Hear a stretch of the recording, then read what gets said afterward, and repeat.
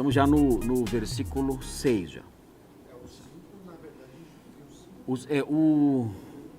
É porque explicou rapidamente o que era ser mestra do bem, que era tudo isso. 4 e 5.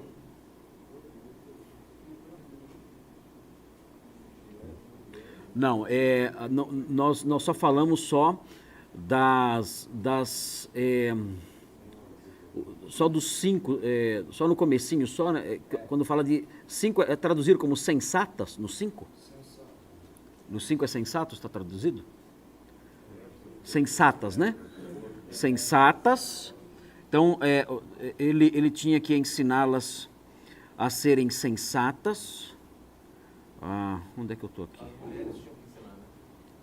Isso, as mulheres tinham que ensinar, bem lembrado, as mulheres tinham que ensinar as mais novas a serem sensatas. Aí,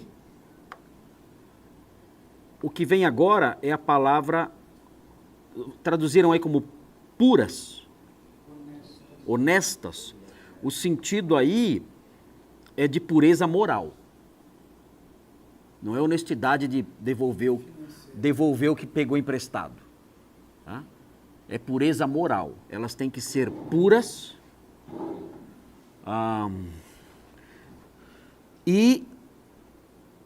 Porque, bom, infelizmente, há mulheres nas igrejas que têm que aprender isso. Pureza moral. E não me refiro só à infidelidade conjugal, não é isso. Mas pureza moral no sentido mais amplo. Né? Seus pensamentos, sua postura. Uma mulher pode revelar impureza moral até no modo de vestir. Ela pode revelar ser uma mulher sensual. Então, as mais velhas, as mais maduras devem ensinar as mais novas a serem puras nesse aspecto moral. Então, na sequência, vem outra palavrinha aí. Algumas traduções aí, vocês devem ter encontrado boas donas de casa. Mas é boas donas de casa, né? Tá, tiro boas. É só donas de casa. Depois é que vem boas, que é outra qualidade separada. Ok? Nessa aqui está a trabalhar no lar. A trabalhar no lar, essa tradução é muito boa. Estar ocupadas em casa. Pronto, estar ocupado em casa. E depois disso aí, o que vem? Fazer o bem. Ok. Então, essa tradução está melhor. E a NVI como é que está? E a serem bondosas. Ok, então tá certo. Quando aqui fala boas donas de casas e bondosas. Então acrescentaram boas aí. Só que o primeiro boas é boa no sentido de alguém que trabalha bastante. Não é bondade. Não é ser uma dona de casa boazinha, não é. É uma dona de casa de qualidade. Exatamente, é uma dona de casa de qualidade. É uma boa dona de casa, uma dona de casa que sabe cuidar da casa. Dá conta do lar. Qual que foi? O que apareceu aí? Dedicadas Pronto. a seus lares. Pronto. Aí, é uma boa dona de casa. Né? E essa boa dona de casa tem que ser também bondosa. Ok? Então são duas coisas diferentes aí. Tá? Então, a mulher mais velha tem que ensinar a mais nova a ser uma dona de casa de alto nível. Tem que ser Amélia. Tá? Eu vou ensinar você a ser Amélia. Tá? Que sabe cuidar da casa. Que sabe administrar o lar. Que trabalha bastante na casa e é uma dona de casa de alto nível. É tudo o que o mundo ridiculariza. É tudo que o mundo ridiculariza. Essa aí é... Né? Só que o que é curioso é que a mulher que se livra disso, ela depende da mulher que vive isso. É só olhar as filhas em relação às mães. As filhas feministazinhas em relação às mães que são Amélias. Quem é que cuida dos filhos delas? A Amélia. Quem é que faz as coisas para elas? É a Amélia. Mãe, você pode me ajudar aqui? Eu não sei como é que eu faço. Vai lá. Então, é irônico ver isso, né? É irônico. O modelo que é zombado é o modelo que é necessário. E o modelo que tenta substituí-lo depende dele para continuar a existir. Então, não tem lógica isso. É ridículo isso aí. A ideia é do socialista de iPhone. Pronto, exatamente. É o socialista de iPhone. Exatamente. Eu desço a lenha naquele modelo, mas ai de mim se aquele modelo acabar, porque eu dependo dele. Então, o que a Bíblia ensina? A Bíblia fala assim, olha, Isso aqui, ser boa dona de casa, é uma forma de você viver a sã doutrina. Lembra da moldura? Lembra da moldura? A parte de cima da moldura. Viver a boa dona de casa é uma forma de você viver a sã doutrina e mais. Qual é a parte de baixo da moldura? Versículo 11. É uma forma de mostrar que a graça salvadora de Deus te alcançou. Ah, você pôs, ok. Pôs a moldura lá, obrigado, Marco. Marco é muito... O cara tem pegada, né? O cara é proativo. O cara não é fraco, não. Esse cara tem que ser pastor um dia. Olha lá a moldura lá embaixo. Né? Ou seja, ser dona de casa é coisa de mulher crente. Ser dona de casa é coisa de gente que foi alcançada pela graça salvadora. Não é para qualquer um. Não é para qualquer mulher. Não é qualquer mulher. É mulher salva que é dona de casa. Então, é uma dimensão... Gente, a teologia, ela invade tudo. Ela chega na pia. A teologia chega na pia. Chega na pia. Ela vai... ela é da pia até o céu. Ela abrange tudo. Ok? Muito bem. Além disso aí, então, ela também, além dela ser uma dona de casa de qualidade, né? Não é a mulher que... a cama desarrumada, né? Só frita ovo e compra esfirra. É a mulher que cuida da casa, sabe administrar o lar, tem qualidade. Além disso, ela é também uma pessoa bondosa, ok? Tem aqui um texto aqui interessante aqui, ó, quer ver? Ó? 1 Timóteo 5,14. Quero, portanto, que as viúvas mais novas se casem. 1 Timóteo 5,14. Criem filhos, sejam boas donas de casa, nesse sentido de donas de casa de qualidade, e não deem ao adversário. É quase que um desdobramento disso tudo. Elas se casam, criam filhos, se tornam boas donas de casa, e aí não dão ao adversário ocasião favorável à maledicência. Elas têm o que fazer. Elas têm o que fazer. Diferente da outra viúva, que fica de casa em casa dizendo que não convém. Ok. E elas também têm que ser bondosas. O que significa isso, ser bondosa? Uma pessoa bondosa. Né? A palavra que aparece aqui é a palavra agatás. Olha que nome bonito, né? Agatás. É daí que vem o nome Ágata. Ágata. Bondosa. Todas as mulheres da igreja devem ser ágatas, bondosas. E o que é a bondade? Se você olhar, dá para você ter uma ideia mais ou menos num texto como esse aqui, que eu vou ler para vocês, 1 de Pedro 2,18. Olha o que diz aqui. Servos, sede submissos com todo temor ao vosso Senhor, não somente ao que for bom, aqui é o agatós, aqui é o ágato. Aí ficou feio, né? O nome, ninguém vai chamar ágato, né? Tem que ser meio malacós para ser. chamar ágatos. Né? Malacós é o cara macio, o cara que usa creme, essas coisas.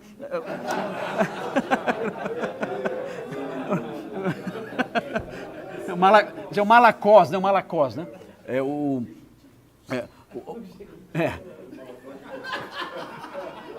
Mas E aqui fala assim, ó. Não somente o que for bom. Aqui o agatós, e cordato. Quando fala de cordato, é uma espécie de equivalente da palavra bom. Então, o que é a pessoa bondosa? É uma pessoa cordata. Ou seja, as mulheres mais velhas devem ensinar as mais novas, pelo seu exemplo, pelo seu conselho, a serem cordatas, cordiais. Ok? Dóceis. Elas têm que mostrar docilidade. Isso é um traço da mulher agatás. Ok? Outro texto aqui interessante, Romanos 5,7. Dificilmente alguém morreria por um justo, pois poderá ser que pelo bom alguém se anime a morrer. Aqui quem é o bom? É o justo. Olha o raciocínio. Dificilmente alguém morreria por um justo, pois poderá ser que pelo bom, é o sinônimo de justo. Então o que é o bom? O homem justo é um homem bom. Então a mulher tem que ser uma mulher justa, que ama a justiça. Essa é uma mulher boa. Ok?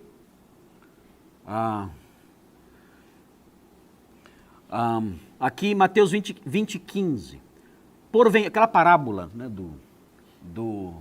daquele homem que contratou vários funcionários e contratou alguns na última hora do dia e no final pagou igual para todo mundo. Né? Ele foi acusado de injustiça, onde já se viu, né, tal, o pessoal do PT foi lá brigar, né? Eu tenho mais direitos e tal, né? Não vai ter golpe. Aí, diz assim, ele fala no final, porventura não me é lícito fazer o que quero do que é meu?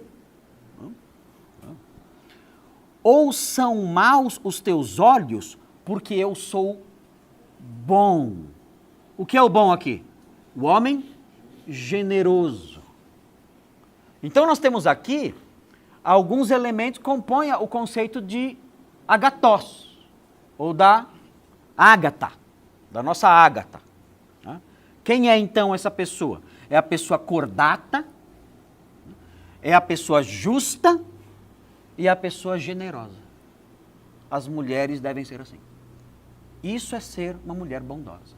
Cordata, justa e generosa. Ok. E o que vem agora aí? Na Bíblia de vocês, o que está aí? Sujeitas aos seus próprios maridos, não é isso que está aí? Próprios, né? Sujeitas aos seus próprios... Ao marido só. Ao marido dela, ao próprio marido. Literalmente é isso. Sujeitos aos seus próprios maridos. Aqui, não há nuances secundárias aqui. A mulher tem que ser submissa. Pode espernear, pode chorar, pode falar que a cultura mudou. Muita gente fala o seguinte, isso aqui era o ideal de Paulo para aquela época, porque esses valores eram importantes naquela época. Dá para engolir isso? Difícil. Porque aí a palavra de Deus ela perde a sua validade. Ela se torna só um livro de história da cultura. Um livro que dá informações da história da cultura, sobre a cultura dos povos antigos, só isso. Não é para mais nada. Aqui, o apóstolo Paulo, ele não está tentando harmonizar a igreja com a expectativa de uma cultura. O que ele está fazendo? É só olhar a moldura. Ele está mostrando as consequências óbvias da sã doutrina e do fato da graça salvadora ter alcançado alguém. É isso. Não tem nada a ver com cultura isso aqui. A moldura explica tudo. A moldura é a chave para explicar tudo isso aqui. Ok? E o que vem depois? Submissas aos seus próprios maridos. E aí vem o que a gente chama... O que vem agora aqui é o que os comentaristas chamam nas gramáticas gregas, né, nos comentários gregos, de cláusula rina. O que é cláusula rina? Rina. Rina é uma palavrinha grega. Rina.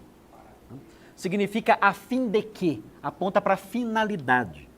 Então é muito interessante isso aí, porque isso aí ajuda a gente a pregar. Eu dou de cara com uma cláusula rina, eu falo, isso aqui é um elemento que tem que aparecer no sermão. É causa e efeito. Eu tenho que mostrar isso no sermão, não posso perder uma chance dessa. Né? Então, apareceu a cláusula rina, nossa, que alegria para mim. Né? Porque, olha, eu vou conseguir mostrar aqui uma relaçãozinha de causa e efeito bem legal para a igreja. A igreja vai aprender com isso aqui. Tá, tudo isso aí acontece. Para quê? Pelo bem social, para que haja paz dentro de casa, porque é feio fazer de outro jeito. Não. A cláusula rima vai explicar por que isso é importante. Rima significa a fim de quê? Então aponta para essa finalidade. E aí vem então essa cláusula rima. Para que isso deve ser feito? A fim de quê? O que diz aí? Ok. O que é a palavra de Deus? Hologos tuteu. Hologos tuteu. A palavra de Deus. O que é a palavra de Deus? Aqui, nesse contexto aqui. A gente fala a palavra de Deus, a gente pensa em 66 livros. Mas o que é a palavra de Deus aqui, quando não tinha ainda os 66 livros ainda? Faltava alguns só, né? Mas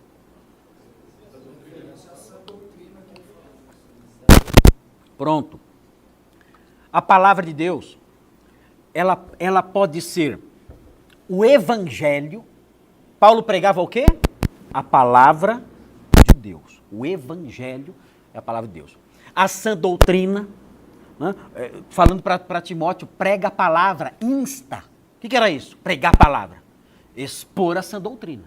Instar ali, sendo oportuno ou não. Ele tinha que lutar por ela e defendê-la. Isso é palavra de Deus também. E claro, a escritura também é palavra de Deus. Só que aqui nesse texto aqui, como não há nenhum elemento que nos permita remeter diretamente à escritura, à palavra escrita, né, ao texto no papel, então a gente sugere o quê? A gente imagina o quê? Aqui ele está falando sobre o evangelho e a sã doutrina. Ele fala então que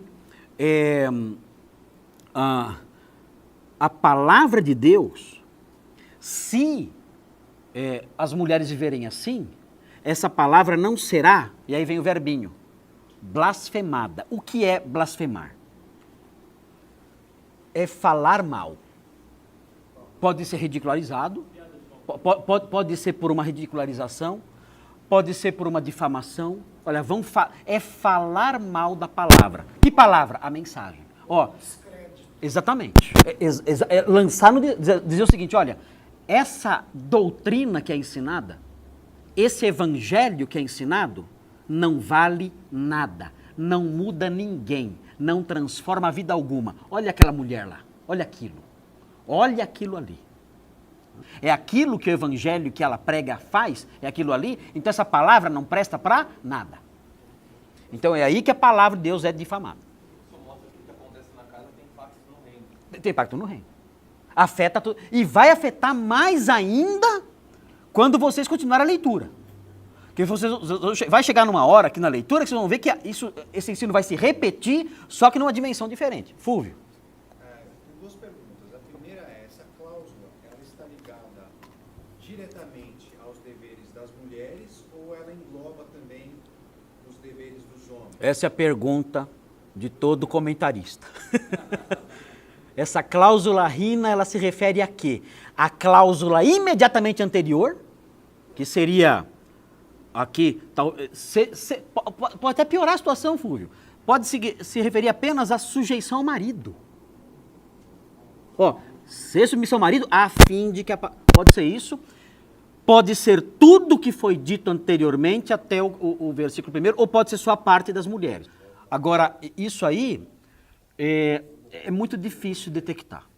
É muito difícil detectar e o que acontece são discussões dizendo, olha, é mais provável que seja o todo. Tá? Por quê? Por que é mais provável que seja o todo? Porque ele vai ter outra cláusula rina na sequência e em outros lugares que se aplicam a diversas situações. Então é bem provável que Paulo pensa nisso tudo como uma forma, o global, de que a palavra não seja difamada, e não só a cláusula imediatamente anterior. Tá? Mas há pessoas que falam, não, o apóstolo... No caso, pelo menos, do quanto as mulheres... Sim, pelo menos isso. Um assunto novo, né? Pelo menos isso. Pelo menos isso. Porque começa um assunto novo. Mas o melhor é pensar da forma mais abrangente possível, né? Porque você não erra também. Você sabe que se a mulher não for boa, não for uma mulher honesta, você sabe, desculpe, que a palavra de Deus vai ser difamada do mesmo jeito. Então você não erra em estender. Se a mulher idosa agir de forma como no versículo 2, contrária a isso, vai se difamar a palavra de Deus do mesmo jeito. Sim. Como vai ser difamada por outros motivos que veremos na sequência do texto. Então, assim, o povo lá fora difamar a palavra de Deus por causa de nossa má conduta não é prerrogativa só das mulheres, não. É tudo, vai aparecer mais coisas aqui que vai mostrar que a palavra de Deus pode ser difamada por várias razões. Agora, o incrédulo tem uma disposição para difamar a palavra? Ele tem. Ele vai difamar? De um jeito ou de outro, não vai? Vai. O que não pode acontecer é eu dar motivo justo para isso. Ele vai difamar, ele vai. Eu não posso falar assim, olha, ele está falando com razão. É isso que não pode acontecer. Que ele vai difamar, ele vai. Ele vai blasfemar, ele vai maldizer, né? Por exemplo, ridicularizar. Vai ridicularizar, mas vai também maldizer a palavra. dizer que ela não tem valor nenhum. Aquela palavra que não tem relevância alguma. Ok? Muito bem. O que vem então aí na sequência? Olha como o lar está presente aqui. Percebem? Elas têm que ser filandros e filotécnos. Filandros é que ama o marido, filotécnos que ama os filhos. Então tem que ser filandros e filotécnicos. Dá até para colocar nome nas meninas assim, né? Ou filandra, né? Ou filotécnica, filotecna, né? Filantra. Então você vê isso aí. Aí você percebe a presença, a preocupação com o lar aqui, nessas expressões, filandros e filotécnicos. Você percebe a preocupação com o lar quando fala que elas devem ser donas de casa, pessoas que têm capacidade para isso, né, trabalham na casa, e pessoas submissas aos seus próprios maridos. É dominante aqui a preocupação da família. Por quê? Você descobre por quê quando você vê o versículo 11 do capítulo 1, Tito 1:11. Olha por quê. Olha por que Paulo está preocupado tanto com as mulheres aí, com o lar. Olha lá. 1:11. Acharam ou não? 1:11. Pode ler. É preciso fazê-los calar, porque andam pervertendo casas inteiras, ensinando o que não devem por torpedeces.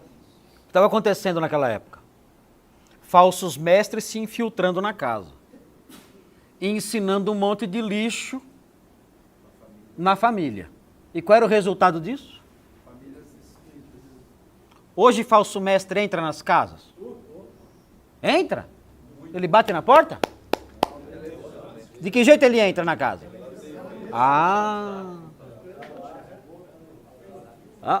É o dia, se deixar é o dia inteiro. Você liga lá, entra falso mestre. Entra, começa a ensinar minha família. Uma bênção, que músicas bonitas, entra falso mestre, senta. E eles pervertem casas inteiras, ensinando o que não deve. A gente pensa, não, isso aí não tem nada a ver com família. Não? Deixa aí. Solta aí. Você vai ver se afeta a sua família ou não. Então, o apóstolo Paulo, com esse texto aqui, ele está se prevenindo contra uma ameaça real que as famílias de Creta, cristãs de Creta, estavam enfrentando. Falsos mestres entrando nas casas e destruindo famílias. Por quê? Porque ensinavam coisa errada. E aí afetava a família. Aqui na nossa igreja, tem um casal, eles vieram para a nossa igreja há uns 2 anos atrás, e eles vieram de essas seitas malucas aí, e eu fui visitá-los algum tempo atrás, e eles disseram o seguinte para mim: pastor, vieram aqui em casa, a pastora da igreja veio aqui em casa, e ela conversou comigo e com o meu marido, aqui nessa sala onde o senhor está agora, sentado aí, mesmo lugar aí. Eu falei, opa, lugar pastoral aqui. E ela nos deu o seguinte conselho, ó, o conselho da serva do Senhor. Ela falou o seguinte, falou para ela assim, olha minha irmã, falou para a esposa e o marido do lado, olha minha irmã, o que nós temos percebido é que a irmã é mais fervorosa do que o seu marido. A irmã é mais, a gente percebe, né, que tem um fervor maior, né, um vigor maior espiritual. Então a irmã, e já o seu marido já é um pouco mais, né, mais morno, né, mais pé atrás. Ó, é o seguinte, a senhora tem que tomar as rédeas da sua casa. A senhora, a partir de agora, quem tem que tomar conta e a liderança da casa é a senhora. A senhora é a líder espiritual aqui. A senhora é a pessoa que tem que tomar as rédeas e governar essa casa agora, porque seu marido, espiritualmente, ele está abaixo de você. Na frente dele. Ele ficou indignado, ele disse, espera aí, eu não estou entendendo. Como assim? Você está dizendo que agora ela vai ser a líder na minha casa? Assim, exatamente, daqui para frente, quem tem que governar a casa é ela. E ele, sem elementos ali, não sabia das coisas, não tinha preparo, né? Ele ouviu aquilo, tá bom então, tudo bem. A graça de Deus, no entanto, foi tão maravilhosa que os livrou disso e eles saíram, algum tempo depois, por outros motivos eles saíram, e a própria esposa reconheceu. Ela até, inclusive, ela falou assim, olha, pastor, quando ela falou aquilo, me veio um peso em cima de mim. Imagina uma mulher agora, você vai ser a líder do lar. Veio um peso em cima de mim. Quando eu descobri que isso era errado, que eu não devia, foi um alívio para mim. Mas percebam, onde isso ia acabar? A mulher querendo mandar na família. Fala para mim no dia seguinte como é que... Imagine o que ia começar a acontecer e onde isso ia acabar. Sabe onde ia acabar? Pervertendo casas inteiras. Exatamente isso aí. E eu sei de um caso em que a moça ouviu o mesmo conselho, um casal recém-casado. A moça ouviu o mesmo conselho de uma pastora também de outra igreja. E ela ouviu o conselho e começou a mandar no marido. O marido falou, não estou te conhecendo. O que está acontecendo aqui? E ela, não, porque você tem que me obedecer, porque eu sou a líder espiritual, porque eu tenho que governar essa casa, se não sou eu, isso aqui, Deus não vai abençoar a nossa família e tal. Enfim, resumindo a história, o casal separou. Não tinha mais condições. Pervertendo casas inteiras. É a mesma coisa, não mudou nada. Não tem receita. Não tem como dar certo isso. Não tem como dar certo. Mas, pastor, e a família dessas pastoras, como é que faz? Sabe, bom, Isso que eu penso. Como é que funciona a família dessa pastora? eu vou te falar como funciona. Eu estava num retiro de pastores e aí uma pastora me procurou. Com o marido. Com o marido. A serva, a serva veio me procurar. Com ele do lado. E ela disse o seguinte, pastor, nós estamos vivendo um inferno lá em casa. Eu falei, por quê? Porque o pastor da igreja era ele. Mas eu sempre fui muito ativa na igreja. E aí passou o período de vigência do mandato dele, né? E a igreja fez uma eleição, quem ia ser o novo pastor, e me escolheu. Então, do dia para a noite, eu virei pastora no lugar dele, do meu marido. E o problema agora é que eu sou chefe dele na igreja, e quando chega em casa, eu tenho que ser, pastor, eu não sei o que eu faço, porque as coisas se mesclam. A vida da igreja e a vida do lar, elas se mesclam. E eu não sei o que eu faço mais, eu tô desesperado, tô adoecendo, o marido não sabia o que fazer, o marido cansou, falou assim, quer saber, cuida de tudo de uma vez você. Aí ela começou a ficar maluca, começou a chorar, eu falei para ela, falei assim, olha, tá tudo errado aí, tudo errado. Primeiro, a senhora vai sair desse retiro, a senhora vai lá na igreja pedir demissão do seu cargo, porque o seu cargo não existe. Então a senhora vai sair daqui, a senhora vai procurar a igreja e falar assim, olha, eu não quero mais, a senhora vai fazer isso com a consciência bem tranquila, faça isso sem vacilar. Diga à igreja, eu não vou mais exercer esse cargo. Escolham outra pessoa, um homem para pastorear, se quiser que seja meu marido, ele está à disposição, mas eu não vou exercer esse cargo. Eu sou esposa, eu vou ser submissa ao meu marido e esse cargo não está possibilitando que eu vivencie essa função como esposa. Você vai fazer isso. Acabou o retiro, não sei se ela fez ou não. Mas o desespero da mulher e a tristeza estavam estampados no rosto dos dois. Eles não sabiam o que fazer. Entenderam o problema. Sim, entenderam. Eles experimentaram o problema. Não sabia o que fazer. Não sabia o que fazer. Pastor fraquinho também, né? Vocês não têm ideia, gente. Vocês não têm ideia do que tem por aí, não. Alguns têm. Alguns aqui têm ideia do que tem por aí. Alguns aqui têm. Muitos de vocês não têm noção do que tem por aí fora. Quando eu conto alguns causos para vocês, mas é terrível. Muito bem. Vamos prosseguir mais um pouquinho? Vamos lá então. Versículo 6. O que tem aí no 6? Qual é a palavra que aparece aí no 6? Oi? Cada um tem a tradução, né? Oh, da mesma forma? Ah, da mesma forma, tá certo, é. Da mesma forma, tá certo. É que tá aqui, tá em outro lugar a palavra aqui. Quanto aos moços, o neoteros, de igual modo, pode ser de igual modo, da mesma forma, semelhantemente, tá tudo certo. Quanto aos jovens, e aí o que vem aí?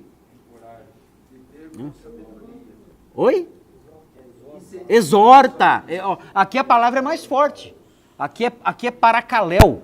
É a palavra mais, de uma palavra mais intensa. Aqui está incentive os homens. Como é que é? Da mesma forma, incentive os homens mais jovens Bom. a viver com sabedoria. Ok, tudo bem. Incentivar tá certo. É encorajamento, de paracaléu, né? Mas assim, é interessante notar que é uma palavra um pouquinho mais forte do que laléu. Laléu é ensinar tudo. Agora aqui é exortar. Há uma diferença entre ensinar e exortar, não há? Exortar dá uma ideia de algo mais intenso, de uma intervenção mais intensa. Então ele está dizendo o seguinte, olha, ensine os jovens, mas aqui o ensinar é o ensinar mais ali com mais intensidade. Não dá moleza. Não pode dar muito, não pode, tem que exortar, demonstrar. Né? Por quê? Talvez porque o jovem ele precisa de uma pressão um pouco maior.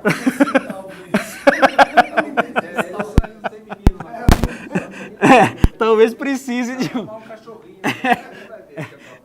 porque a palavra aqui é propositalmente mais intensa. E é um apelo. Faça um apelo aos jovens. Admoeste. Né? É aquela história.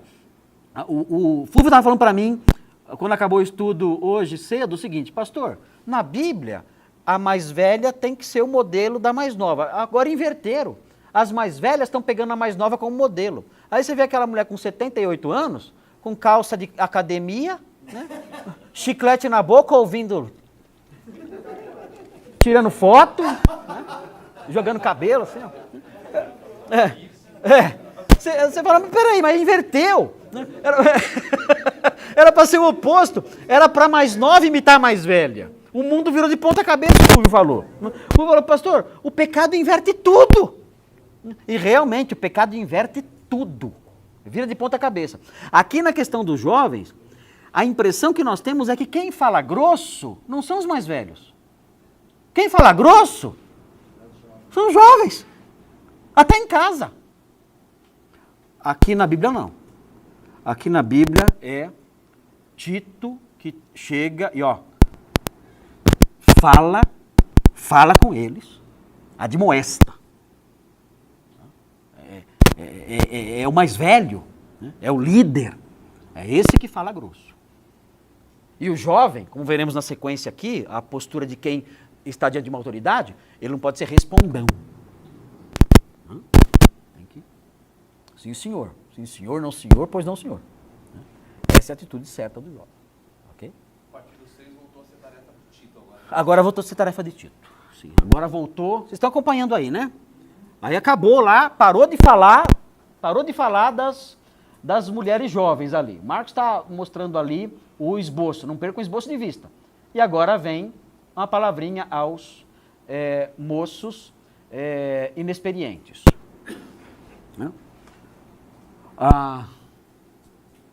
Tá faltando aí, né, Marcos? Tem mais coisa aí, não tem? Tem, né? Não, deixa. Não vai assustar todo mundo aí. Não espalha, não. Vamos levando quieto aí. Ok. Qual é a palavra que aparece aí então para os moços? Eles têm que ser o quê? Oi?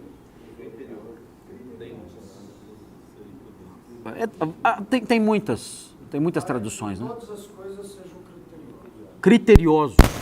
Criteriosos. A viver com sabedoria. Mas aí é assim.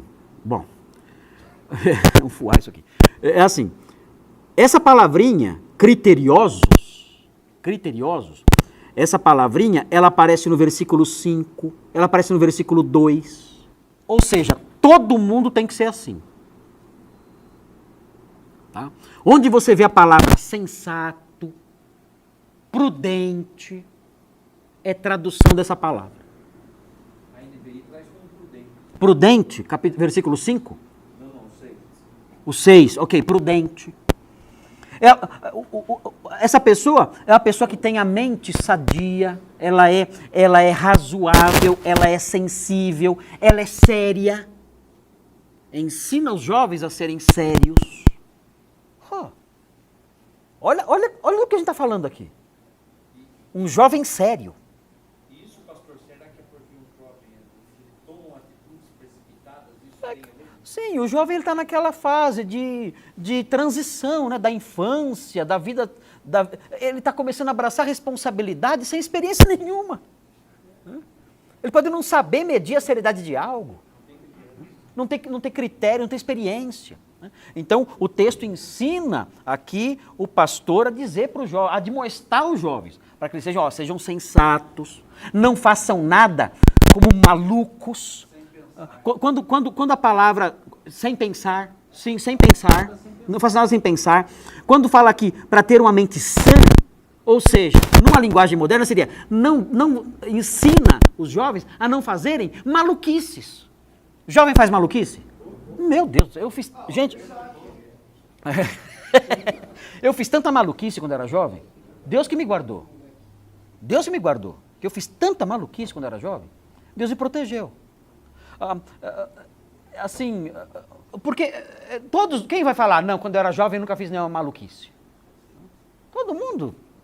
o jovem tem essa tendência, às vezes até sem maldade ele acaba fazendo uma tolice imensa. Então, aqui o texto fala, olha, ajuda os jovens para que eles, exorta-os para que eles tenham uma mente saudável, não façam maluquices, sejam sérios, sensatos, prudentes, pensem antes de dar um passo, pensem antes de fazer alguma coisa. Isso tudo, mais uma vez, é um reflexo da sã doutrina e um reflexo de que a graça salvadora alcançou vocês. Então, isso tudo está presente aqui. Agora prossegue aí. O pastor Thomas, como é que está na sua versão, versículo 6, o finalzinho? Tá, para que em todas as coisas sejam criteriosas. Tá. Esse em todas as coisas que aparece aí, talvez pertença... tá, do pântano. Talvez pertença ao versículo 7. Tá, que tem um pântano. Peripanta, acerca de todas as coisas. Então pode ser que esse peripanta, pode ser que esse em todas as coisas, pertença ao versículo 7, que vai falar agora, não mais do jovem. Vai falar para Tito. A minha versão no 7 não faz nenhuma referência a todos. Pode ser que... Como é que ficou essa aí? Eles tiraram também o periquito. Tirou? Tirou. Da mesma forma, incentive os homens mais jovens a viver com sabedoria. Você mesmo deve ser exemplo da prática de boas obras. Já passou para ele. Vai lendo. Boas obras. Tudo que fizer deve refletir a integridade Então... e a seriedade. Aí você... Tá. Então aí o peripanta foi pro 7. Tá certo. Bom, tudo bem. Enfim, é que é assim... Se essa expressãozinha pertence ao versículo 7, então todas as coisas é algo relacionado a Tito. Tá? E aí, tem aí a sequência? É aqui, né? Olha lá. Agora, os deveres do pastor. Agora é o Marcão, eu, pastor Thomas. Agora são os pastores que entram aí. Agora a casa vai cair agora. Torna-te pessoalmente padrão de boas obras. É isso que está aí? Ok. Aqui então, padrão é a palavra tipo, significa modelo, exemplo. Então o pastor tem que ser um modelo, tem que ser... vou falar para vocês, isso aqui é complicado. É complicado. Isso aqui não é fácil, não. Aqui tem no nosso grupo lá em São Paulo, né? Desculpem, tem um pessoalzinho lá que quer ser pastor, né? Eu estou querendo montar o grupinho aí e tal, do WhatsApp, para a gente começar a se encontrar mais vezes. É que eu tenho vários grupos que eu encontro, né? Mas eu queria começar o grupinho dos aspirantes ao episcopado, né? E se Deus quiser vai rolar, porque nós temos acho que 7. Você lembra, Isaac? 7, né?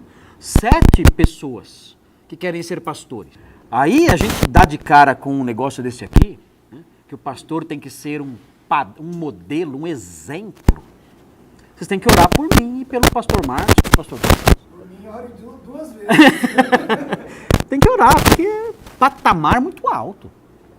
Patamar muito alto. Eu costumo dizer lá na sede, é aquele cara que o pai chega com o filho ao lado e fala, filho, você tem que ser um homem como aquele ali, ó. E se o pai não puder falar isso, eu não posso ser pastor. Não é opcional. É pesado, não é opcional. Ele tem que chegar e falar para o filho isso. Fala, filho, você quer imitar um cara? Você quer ser um homem de bem? Você quer ser um homem de verdade? Você quer saber o que é ser um homem de Deus? Para você imitar? Ó, é aquele ali, ó. Tá vendo o pastor Marcos Samuel ali, ó? É aquele ali, ó.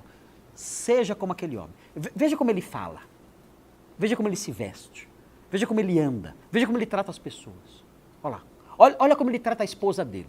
Olha como ele trata a filha dele. Olha como que é. Dá uma olhada. Vê como que é o modo como ele lida com os recursos que ele tem. O tratamento dele com a família.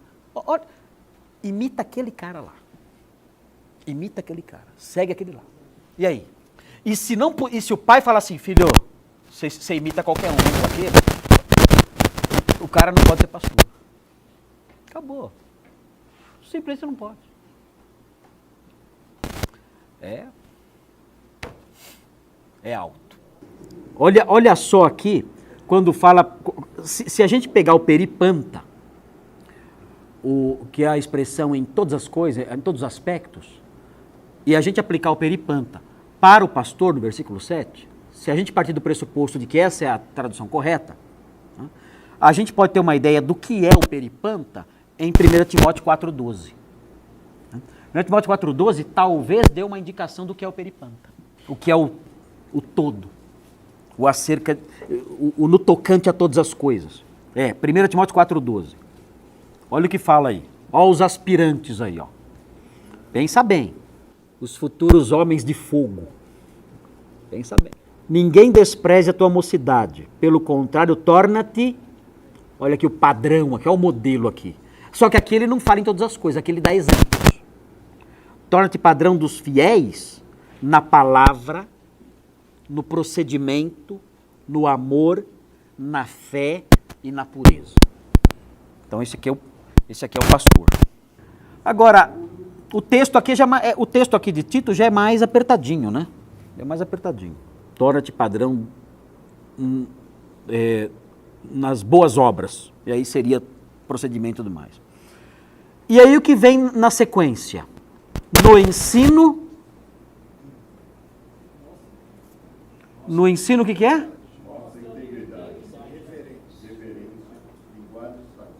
Integridade? Tá, integridade, né? Integridade é mostrar, no ensino, mostrar que você é saudável. Mostrar que você é saudável no ensino. Aí você pensa assim, é saudável o que você ensina ou é saudável a forma como você ensina? Os dois. Tem que ser saudável o que você ensina, tá? Fala o que convém à sã doutrina. Lembra do começo? Então tem que ser saudável o que você ensina e a forma como você ensina. Aí a forma como você ensina vem na palavra seguinte que aparece aí. Qual que é? No ensino mostra integridade, aí vem o quê? Seriedade ou reverência. A palavra significa exatamente essas duas possibilidades que vocês falaram aí. Seriedade e reverência. Ok? Essa palavra seriedade, ela aparece em 1 Timóteo 3,4, que fala assim, que o pastor tem que governar bem a sua própria casa, criando os filhos sob disciplina, com todo respeito. Aí a palavra seriedade. Seriedade, respeito. Respeito é um sinônimo também. Então é o homem que quando ensina, ele ensina de modo saudável, no conteúdo e na apresentação, e ele mostra seriedade no ensino. É aquele cara que você fala assim, aquele pastor lá é sério. O que significa isso? Ele não brinca. Ele brinca. Mas ele é um homem que ele mostra seriedade na transmissão da verdade. Ele tem compromisso com ela. A questão não é o público, a questão é o conteúdo que eu estou falando. O conteúdo que eu estou falando é algo muito santo, eu não posso embalá-lo com jornal. Não posso embalá-lo com um papel higiênico, sujo. Não posso fazer isso. É algo sério. Tem pregadores querendo fazer fama, né, com linguagem suja nas pregações. Comediante, vira um bufão. É um bufão, né, que nem o Fernando fala lá. Né, um bufão. Né, é um bufão lá na frente. Piadas de duplo sentido, palavras chulas e palavras feias e estragam a mensagem. E Paulo diz, não, tem que haver seriedade no ensino.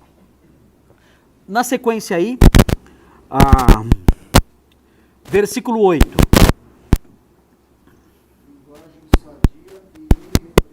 Ok. Fortemente conectado com o que foi dito anteriormente aí. Linguagem sadia. Um sinônimo, não é a mesma palavra em grego, mas é um sinônimo do que foi dito, da palavra que foi usada anteriormente. Aqui, no caso, sadio, significa algo correto. E a palavra que vem depois, irrepreensível, significa algo que não é condenável. Então essa versão está certinha. Tá? Essa aqui tá. Sua mensagem deve ser tão correta a ponto de ninguém a criticar. Pronto, tá aí, ó. Essa tradução é boa pra caramba. Então, olha aqui, ó. Então, a linguagem do pastor tem que ser uma linguagem sadia, ou seja, correta, né? E ela não pode ser condenável. Ninguém pode condená-la. E qual é a consequência disso? Então os que se opõem a nós ficarão envergonhados, de nada terão de ruim para dizer a nosso respeito. Tem aí uma cláusula rina? Adivinha se tem. Tem uma cláusula rina aí. Aparece aí uma cláusula a fim de que... Exatamente. Para que... Tem para que aí? Tem para que? NVI tem para que? Todas têm para quê? A cláusula rina. Então, pronto. Ficou meio fraco. Ficou fraco. Não devia ser então. Ficou fraco, porque perdeu aquela função de finalidade. Né? Mas ninguém é perfeito. Mas enfraqueceu. Ficou como consequência, mas enfraqueceu. Tem que corrigir isso aí. A gente pode fazer isso aí. Ok. Mas enfim. Mas e aqui? Mas a RA não tem nem isso. Não, tem sim. Tá sim. Tem razão. Para quê? Ok. Para que o adversário... Quem é o adversário? É o diabo? Não, aqui não é. E quem o apóstolo tinha em mente aqui, quando ele falou do adversário? Isso, exatamente. Onde está isso aí? Capítulo 1. Os pauradores frívolos. 1:10. Lê para nós, Marcos. Porque existem muitos insubordinados, pauradores frívolos, enganadores, especialmente os da circuncisão. Olha aí. O que é um paurador frívolo? É o falador inútil. E o paurador frívolo é aquele que fala coisas vazias. Tem gente que fala coisa vazia? Tem mestre que fala coisa vazia? Tá cheio. Esse é o paurador frívolo. A palavra dele é vazia, mas ela é destruidora. Ela acaba com tudo. Quais são as outras coisas que fala aí, Marcos? 1:10? Paurador frívolo, enganador, o que mais? Enganadores, especialmente os da Insubordinados antes também tem. Esses aí são os adversários. Ele tem em mente essas pessoas aí. Mas qualquer adversário. Nós temos adversários? A igreja tem adversários? Nós temos adversários. Nós temos adversários, assim, não sei como são a experiência de vocês, em Bragança, os seus adversários, eu conheço seus adversários. Eu conheço bem, né? Porque ainda são meus também. Né? Eu conheço bem, e eles fazem o quê? Qual é a arma deles? A língua. Eles acusam vocês. Acusam de coisas sérias. Não é fácil.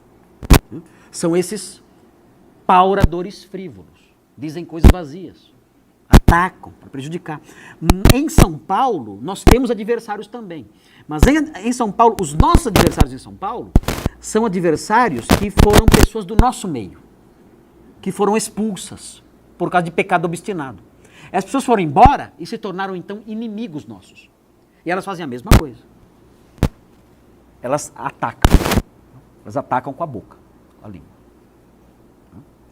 Então, nós não podemos dar ocasião. A cláusula rina aqui mostra isso, a fim de que o adversário seja...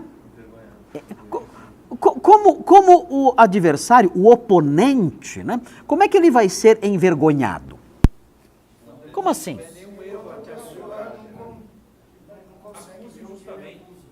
Alguém não consegue ver o que ele acusa, ele fica sem jeito. Não tem ele fica envergonhado porque não tem força. Como mais ele fica envergonhado? Porque ele já atacou e agora o pessoal descobriu que o que você falou não tá... O que você falou não valeu nada.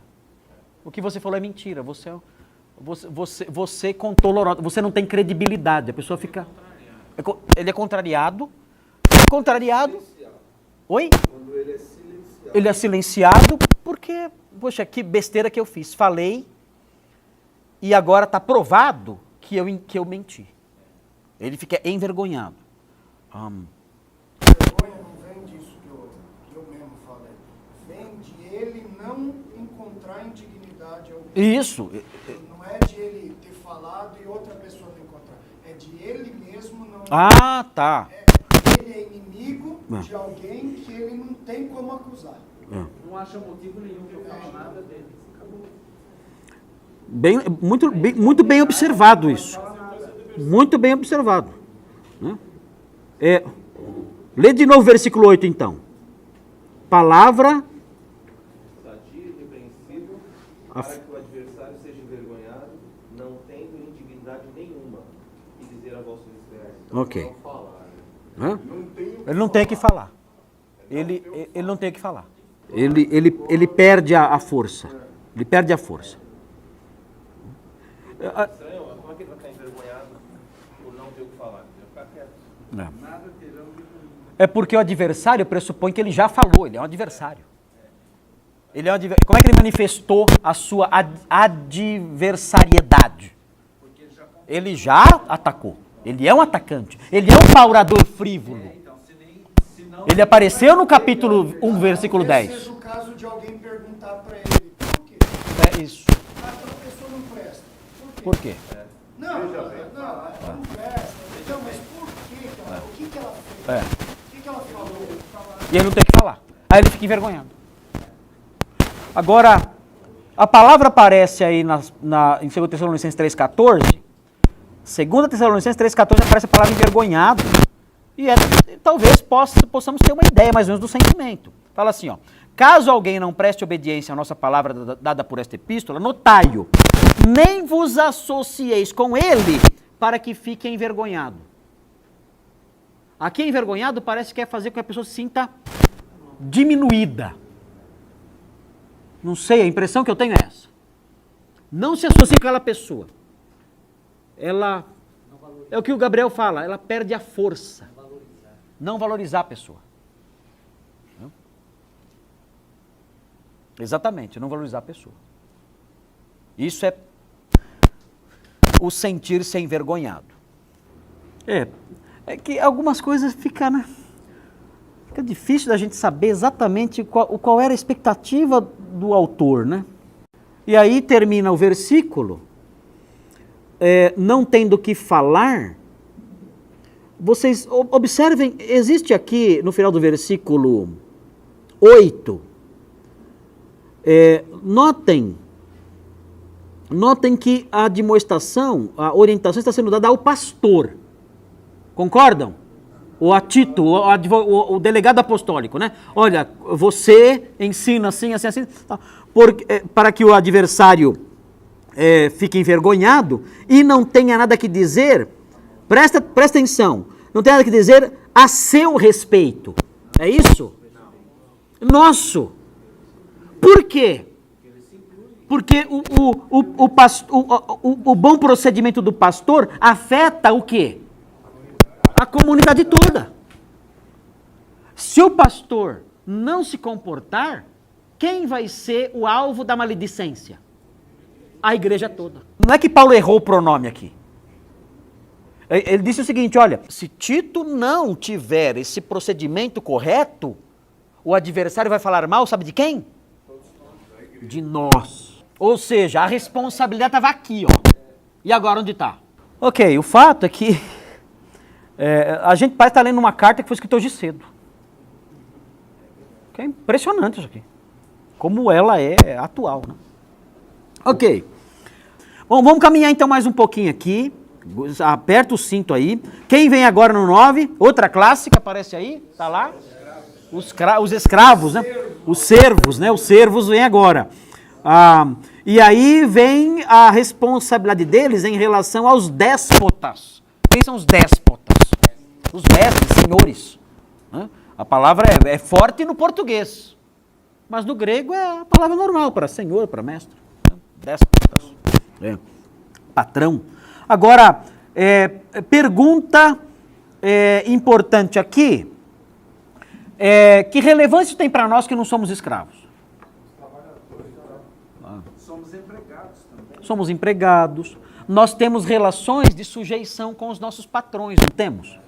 Nós temos relações de sujeição com os nossos patrões. Então isso aí, o princípio, a realidade ela pode variar, mas o princípio é exatamente o mesmo. Os princípios aqui são exatamente os mesmos, na relação com autoridades. Não só no campo profissional, mas em qualquer campo. Relação com autoridades. Ok? Então qual é o modo de proceder dos escravos em relação aos seus próprios mestres? Obedientes ao seu Senhor, dando-lhes motivo de satisfação, não sendo respondões. Ok, aí aparece a palavra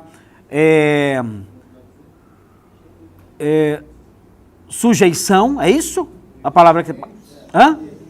Obediência. Devem ser obedientes. Aparece a palavra em tudo? Aparece em tudo? Ok. Ok, então, evidentemente, né, é uma obediência completa. Nós estamos aqui falando aqui de alguém que obedece plenamente. Exatamente. É claro, a gente tem todo aquele ensino que eu não vou obedecer se mandar eu fazer uma coisa que Deus reprova. Mas o Paulo não está preocupado com isso aqui. Tá? Ele só está reproduzindo o ensino lá de Colossenses 3:22. Servos, obedecei em tudo ao vosso Senhor segundo a carne. Tá? Então, daí a obediência tem que ser completa. Ele deu uma diluída aqui, no colocou Sempre? sempre. Sempre? Deixa eu ver. Não, sempre em tudo. Aqui está em tudo. Deve ser sempre obedecer. É a tradução dinâmica, né, que eles usam. Da submissão, submeterem a tudo. E onde fica a greve nisso? E aí Ser todo o possível para agradar. Se não conseguir, pelo menos fez o possível. É assim, ó, aqui está, literalmente é assim, servos aos seus próprios senhores obedeçam em tudo. É assim que está aqui.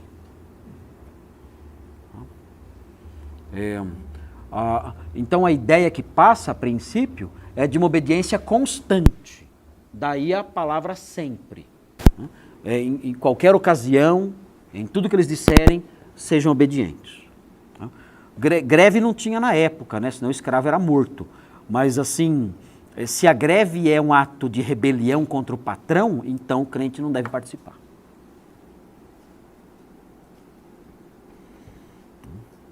Como é que então o crente pode conquistar alguma coisa?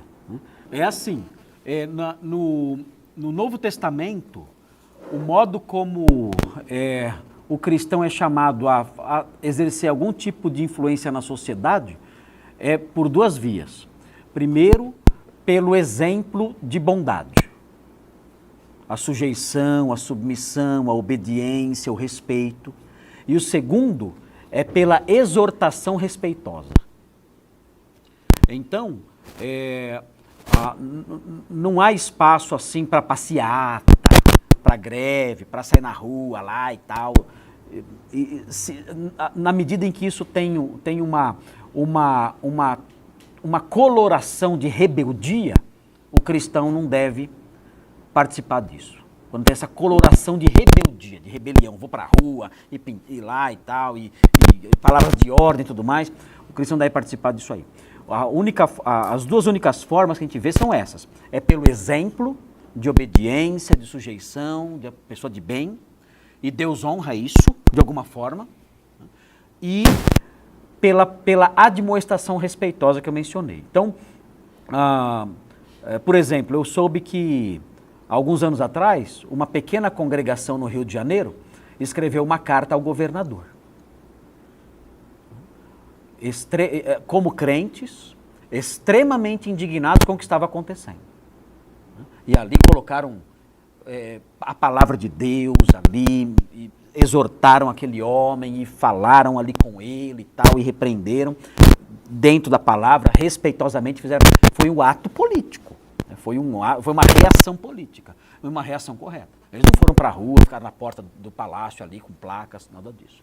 Então, agora, que impacto isso pode ter? Que força isso tem?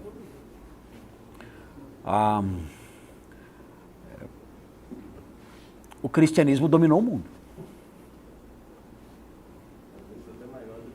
O cristianismo em 40 anos, sendo uma religião de escravos e de lavadeiras, tomou o império. Nenhum movimento revolucionário conseguiu fazer isso. Nenhum. E, aliás, ao contrário, quando eles foram perseguidos, nem perseguidos eles não revidaram. Nem assim. Então a força dessas coisas, os historiadores ainda não aprenderam. Se a esquerda aprendesse a força disso e colocasse isso em prática, talvez a esquerda dominasse o mundo.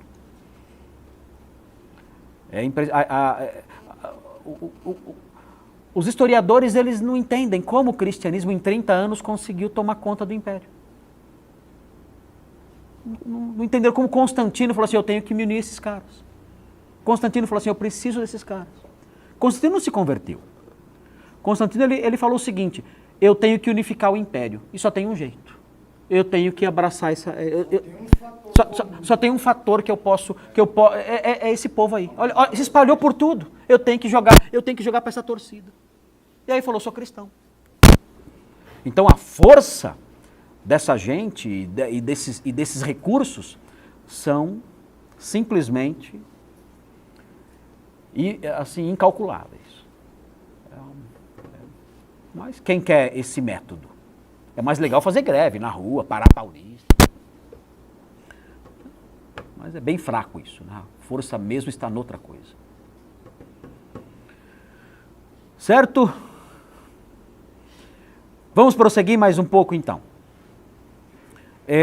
O texto diz aí então que os servos eles devem ser obedientes em tudo aos seus senhores. E aí vem uma expressãozinha, é interessante essa expressão que vem agora aqui. Ela significa que os servos devem agir de tal modo que os agradem. É interessante isso aqui. Eu não quero trazer dissabor ao meu superior. É o contrário. Eu quero trazer a ele alívio. Quero ser agradável e aceitável a esse meu chefe. Essa é a atitude correta. Eu quero que ele olhe para mim como alguém que lhe é agradável. E fique satisfeito comigo. Então é um princípio de sujeição profissional extraordinário, porque, claro que não é, desculpa a expressão, né, não é o bajulador, né, como dizem aí, o puxa-saco, não é isso. Né? Mas é alguém que olha para o mestre dele, que olha para o senhor dele e fala, não, eu tenho que, eu estou trabalhando para ele. Então eu devo, oi?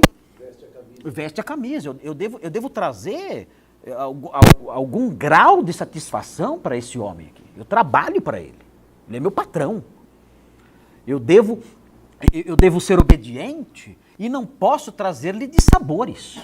Eu dependo dele. E esse servo aqui nem recebia salário.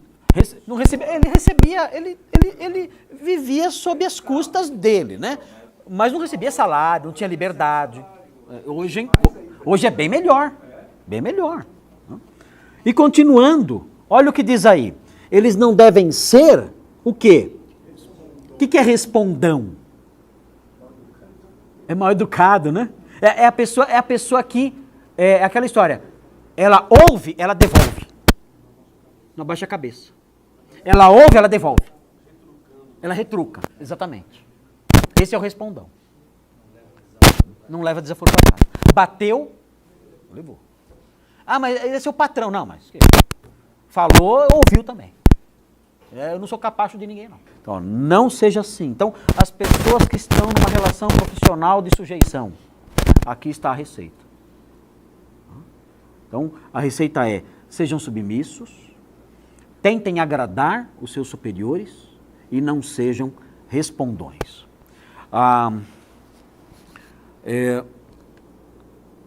Onde é que estou aqui? Versículo 10 agora. O que diz aí o 10? Nem roubar, mas deve mostrar-se bons inteiramente dignos de confiança. Tá, roubar? Nem roubar,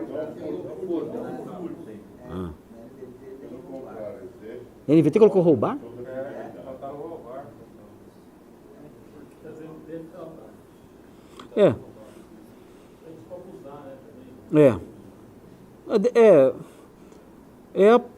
É assim, pensa no escravo dentro de uma casa. Não pensa no escravo lá na senzala, lá no Brasil. Pensa no escravo no Império Romano. Ele era administrador muitas vezes dentro da casa. Ele poderia pensar assim, da seguinte maneira, pensar assim, ó, bom, eu vou pegar isso aqui e ninguém vai notar. O patrão tem 10 roupas, É. eu vou subir com uma. Devia ser hábito. Ele vai sentir falta. Sim. Com frequência para que Paulo escreva isso, já ia acontecer. Como é que a gente sabe que era algo que acontecia? Como é que a gente sabe, olhando para o Novo Testamento, que era algo que acontecia? Primeiro lugar, porque Paulo não ia falar sem motivo. E segundo lugar, tem um exemplo histórico de alguém que roubou o patrão e fugiu. Lembram? Onésimo. Onésimo, Paulo falou assim, ó, eu pago o que ele roubou. Eu pago, eu banco. Mas ele que roubou e fugiu. E não roubou pouco, para fugir com dinheiro e viajar para Roma. O cara encheu o bolso, porque viajar, ele tem muito dinheiro. O cara encheu. Com certeza, com certeza. Mas hoje você tem outras maneiras de roubar, que é você rouba o tempo, você fica muito tempo ao telefone, você fica muito tempo no WhatsApp. Então isso também é um roubo, porque você está sendo pago ali para produzir e fazendo outras coisas você não está fazendo o patrão produzir. Está... Sim. É assim, ó. Essa palavra que aparece aqui é o verbo nos fisomenos. Você vê, isso aqui é raro, esse verbo aqui. Ele significa não separar para si o que pertence ao outro. É um furto. É um furto. Não é um roubo. É um furto. Não separar para si o que pertence, não se apropriar indevidamente daquilo que não lhe pertence.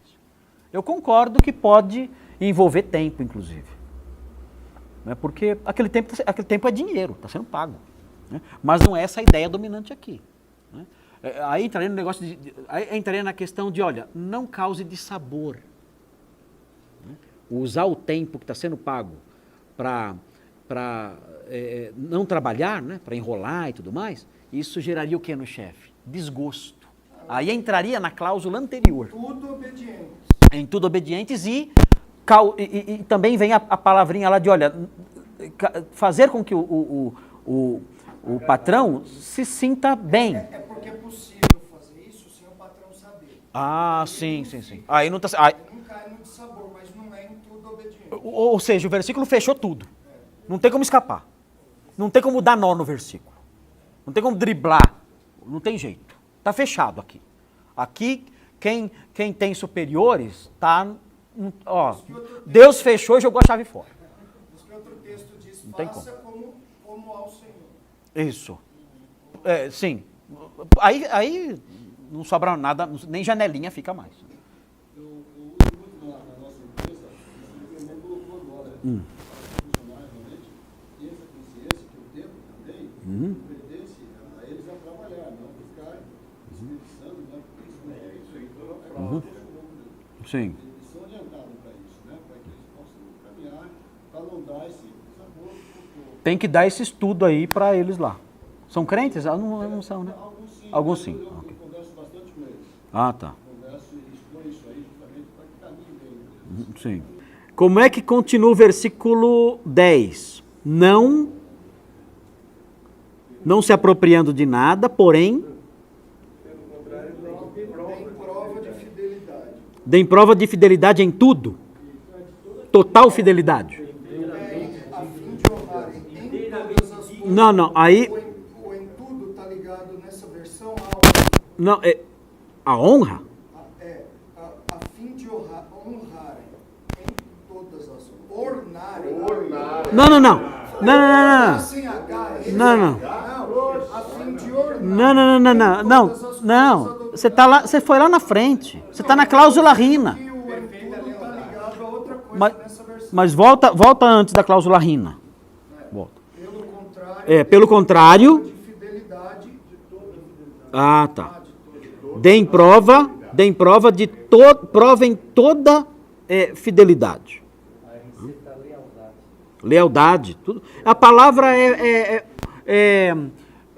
a pessoa, pistes. Então a pessoa que é fiel, digna de confiança. Ela dá prova de que ela é digna de confiança. O servo crente tem que ser assim, digno de confiança. Ele colocou não toda a confiança, mas inteiramente digno de confiança. Inteira. Porque tem a palavra passam. Então, por isso, inteiramente digno de confiança. E aí vem a cláusula rina. Para quê? A cláusula. É cheio de cláusula rina essa porção aqui. Para quê, então? É legal isso, né? Porque você vê a causa e efeito, né? Você faz isso. E o que isso vai gerar? Qual é o desdobramento disso aí? Vem a cláusula rina. A fim de que o ensino... inverter aí? Ornarem? Ornarem em todas as coisas a doutrina de Deus, nosso Salvador. Tá. Inverter a ordem, né? Então aqui está assim, a fim de que a doutrina de Deus, nosso Salvador, ornada em tudo seja. Ficou bom, né? Então, a doutrina, note bem, presta atenção aqui, ó. Olhando para a sequência... saiu do lugar. Aqui tem a cláusula rina aí. Na ordem de vocês aparece primeiro ornar. É isso? Então, ornar é interessante. Ornar é o verbo cosmel, que vocês já conhecem, né?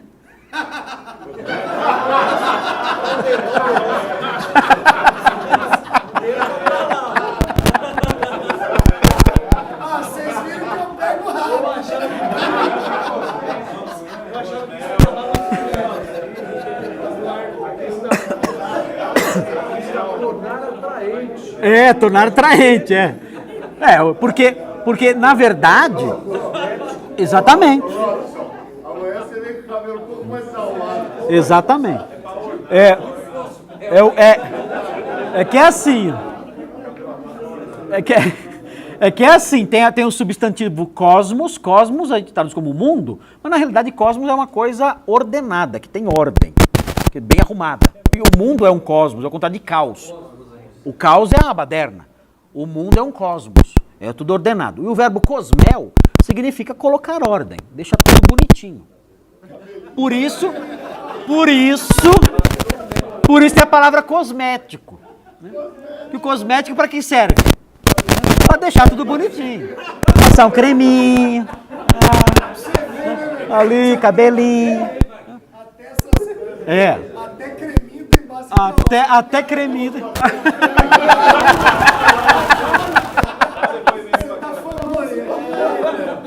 Fala uma coisa em sua defesa, vai. Mas você falou sobre o creme no cabelo, você falou sobre isso. Isso é cosmético, é para deixar tudo arrumadinho. Então, ou seja, aqui o que o servo tem que fazer, ele tem que fazer a fim de que com a sua vida, a palavra de Deus, a gente já vai ver exatamente o que significa ela aqui, a palavra de Deus seja vista pelo mundo como algo todo bonitinho e arrumadinho. Atraente. Ele traz como torne atraente. Tornar atraente é um desdobramento, né? Ele fala, se tornarão atraentes em todos os sentidos. NVT? É uma consequência de deixar tudo bonitinho. Deixou tudo bonitinho? Tem que completar. Deixou tudo bonitinho? Poxa, que bacana isso. Vocês não foram lá ver os fogos, que era tudo bonitinho? Olha que bonito, vamos lá ver. Ou seja, a vida do servo assim, ela vai tornar a doutrina bem arrumadinha, bonita, adornada. E aí a ideia de ser atraente. Vai chamar a atenção. Vai chamar a atenção. Para que em tudo seja ornamento da doutrina. Tá. Olha aí. Aí não traduziu como verbo, né? Não traduziu como verbo. Bom, enfim, tudo isso aí está presente. Agora vejam bem, o raciocínio eles agem assim, agindo assim, a doutrina será vista como algo ordenado, bonito, arrumado, atraente, adornado, que funciona, é um cosmos. Né? Agora, que doutrina é essa? Olha aí o texto, não chuta. De Deus nosso Salvador. Então, agora, qual é o significado disso, quando fala de Deus nosso Salvador? É assim, a gente chama isso aí de um genitivo objetivo.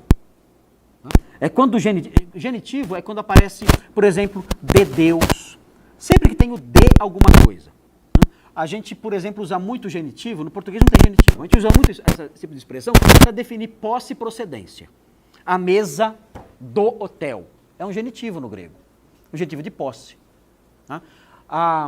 O homem de São Paulo é um genitivo de procedência. A água do poço é um genitivo de procedência. Então a gente usa genitivo, só que a gente não tem casos no português, declinações no português para chamarmos assim. Então nós usamos essa linguagem. Agora no grego, o genitivo, ele pode ser de posse, de procedência, ele pode ser também objetivo. Quando o genitivo é objetivo, funciona assim, ficaria assim, ó. A doutrina, onde é que eu estou aqui? 10. A fim de que a doutrina de Deus, nosso Salvador, significaria o seguinte: a doutrina que tem como objeto, a doutrina que ensina que Deus é o Salvador. Entenderam? Evangelho. Ou seja, esses caras, agindo assim, eles vão realçar o quê? A graça salvadora. Eles vão evangelizar. Eles vão evangelizar. Agindo assim, eles vão mostrar, olha, essa doutrina, olha como ela é bonita. E essa doutrina que é bonita é a doutrina que ensina o seguinte: Deus salva. Essa doutrina que diz que Deus salva é linda. E vocês podem ver que ela é linda quando vocês olham para o modo como eu me relaciono com o meu chefe, com o meu patrão, com a autoridade que está sobre mim. Eu mostro para vocês que a doutrina que mostra Deus salvando o homem, ela é linda. Quando eu ajo assim. É a teologia no ambiente de trabalho. É o evangelismo silencioso. É a proclamação da sã doutrina através das relações trabalhistas. Muito show isso aí. E aí, acaba o quadrinho. O quadrinho acaba, vem a moldurinha final que a gente vai ver amanhã. Legalzinho isso, não é não? É legalzinho isso aí. Muda a nossa vida, é isso? Muda a nossa cabeça? Não dá uma... Você fala, meu, o que eu estou fazendo? Né? O que eu estou fazendo? Caramba, eu estou... Uma verdade dessa poderia ser inventada por homens? O mundo está perto disso? Piada. Né? Gente, isso aqui, ó, que a gente está vendo aqui, isso aqui é um tesouro. Isso aqui é um tesouro. Isso aqui é... Todo mundo vai trabalhar segunda-feira mais alegre. Não vê a hora de ter oportunidade. Não vê a hora de ter a chance de fazer isso aqui. Vai mais alegre para o trabalho. Porque o trabalho vira, sabe o quê? Um ministério. Não é mais o trabalho. Agora é um ministério. Muda tudo. No final, toda a nossa vida é isso, né? Uma demonstração da sã doutrina e de que a graça de Deus se manifestou salvadora a todos os homens. A mulher que lava a louça, ela está lavando a louça dizendo, eu estou aqui porque a graça de Deus se manifestou salvadora. E o jovenzinho lá, o office boy crente que fala sim senhor para o patrão, ele fala esse sim senhor para o patrão, ou ele trata o cliente bem ali no balcão, tentando agradar seu patrão, por quê? Porque ele está mostrando com isso que a graça de Deus se manifestou salvadora a todos os homens. Então a visão é outra, o óculos é outro, você tira e põe outro. Muda a cabeça, muda a vida, muda o mundo, muda tudo. De repente o patrão pode dar até um aumento para ele. Sem greve. Sem greve. Gente, é isso. Marcos?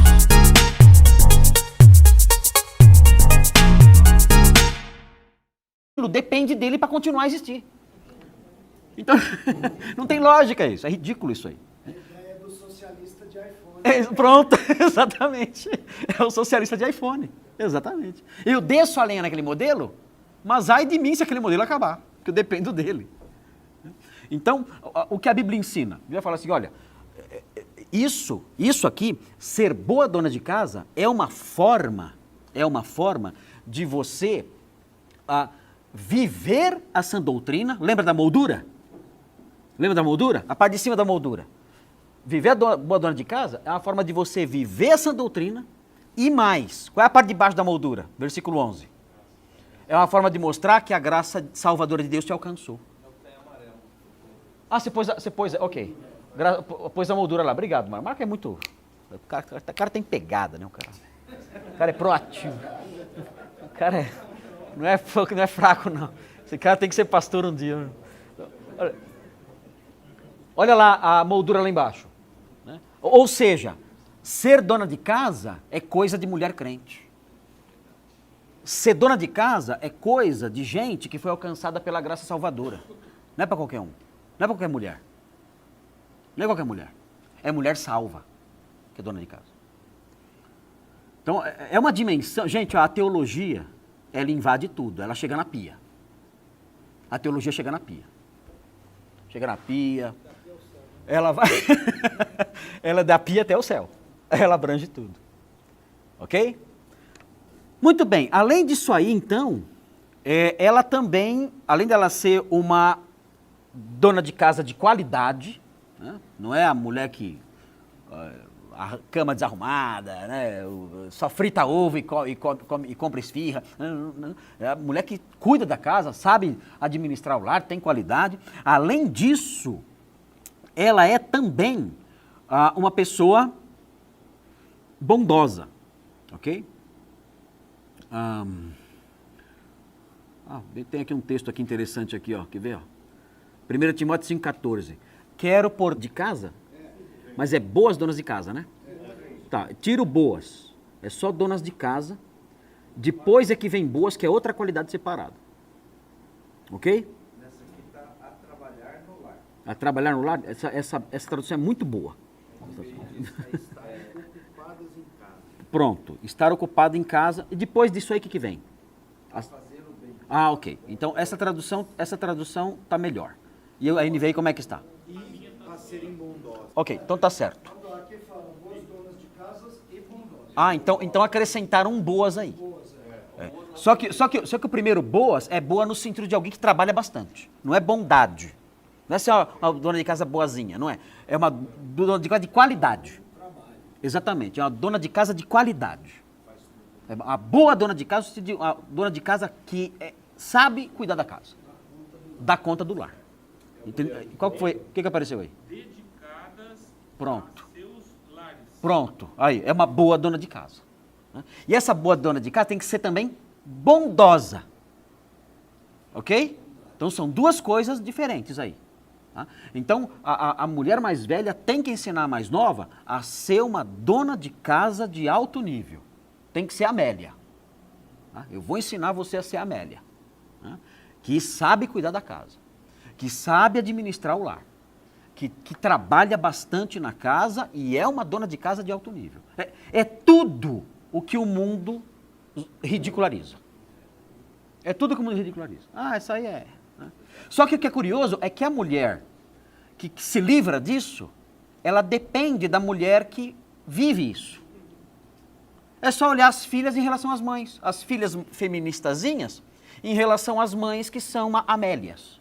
Quem é que cuida dos filhos delas? A Amélia. Quem é que faz as coisas para elas? É a Amélia. Mãe, você pode me ajudar aqui? Eu não sei como é que eu faço. Vai lá. Então, é irônico ver isso, né? É irônico. O modelo que é zombado é o modelo que é necessário. E o modelo que tenta substituir as mais novas, pelo seu exemplo, pelo seu conselho, a serem cordatas, cordiais, ok? Dóceis. Elas têm que mostrar docilidade. Isso é um traço da mulher agatás, ok? Outro texto aqui interessante, Romanos 5,7. Dificilmente alguém morreria por um justo, pois poderá ser que pelo bom alguém se anime a morrer. Aqui quem é o bom? É o justo. Olha o raciocínio. Dificilmente alguém morreria por um justo, pois poderá ser que pelo bom, é o sinônimo de justo. Então o que é o bom? O homem justo é um homem bom. Então a mulher tem que ser uma mulher justa, que ama a justiça. Essa é uma mulher boa. Ok?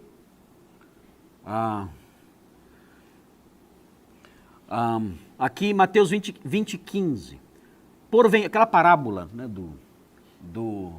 daquele homem que contratou vários funcionários e contratou alguns na última hora do dia e no final pagou igual para todo mundo. Né? Ele foi acusado de injustiça, onde já se viu, né, tal, o pessoal do PT foi lá brigar, né? Eu tenho mais direitos e tal, né? Não vai ter golpe.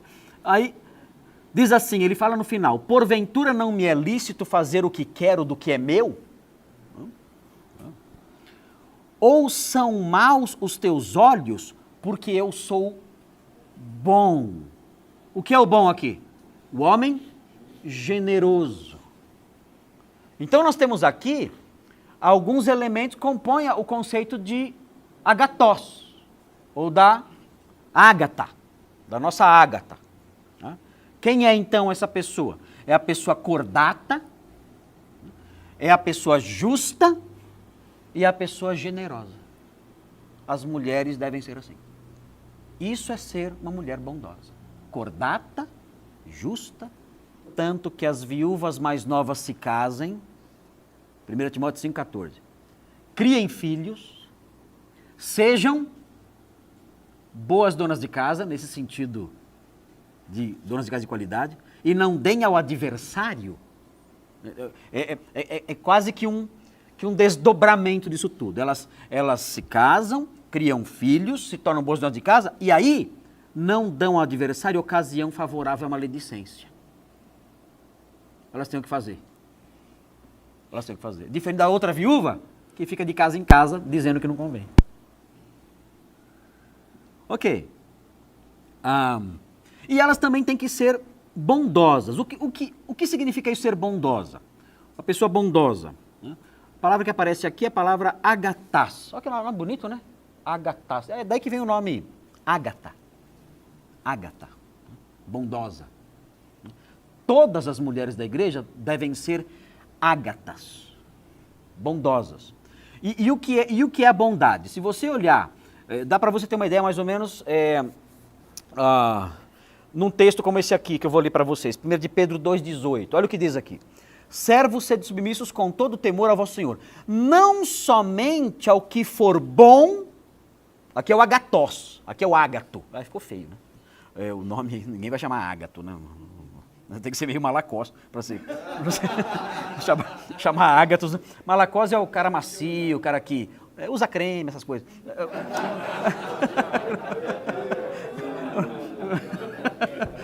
É o malacós, né? O malacós, né?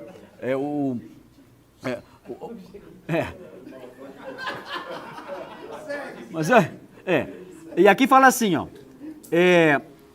Não somente o que for bom, aqui o agatós, e cordato. Quando fala de cordato, é uma espécie de equivalente da palavra bom. Então, o que é a pessoa bondosa? É uma pessoa cordata. Ou seja, as mulheres mais velhas devem ensinar.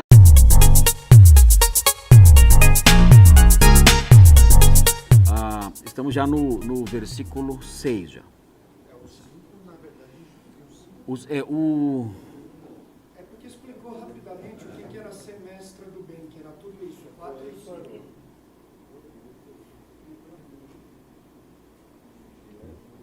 Não, nós só falamos só só dos 5, só no comecinho, só, né, quando fala de 5, é traduzido como sensatas, no 5? No 5 é sensatos, está traduzido? Sensatas, né? Sensatas. Então, ele tinha que ensiná-las a serem sensatas. Onde é que eu estou aqui? Isso, as mulheres tinham que ensinar, bem lembrado, as mulheres tinham que ensinar as mais novas a serem sensatas. Aí, o que vem agora é a palavra, traduziram aí como puras, honestas. O sentido aí é de pureza moral. Não é honestidade de devolver o que pegou emprestado. Tá? É pureza moral. Elas têm que ser puras.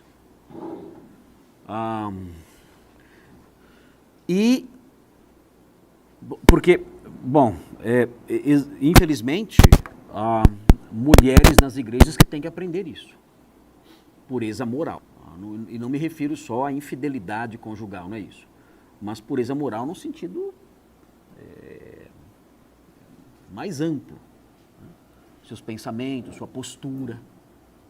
Uma mulher pode revelar impureza moral até no modo de vestir. Ela pode revelar ser uma mulher sensual. Então, as mais velhas, as mais maduras devem ensinar as mais novas a serem puras nesse aspecto moral. Então, na sequência, vem outra palavrinha aí. Algumas traduções aí vocês devem ter encontrado boas donas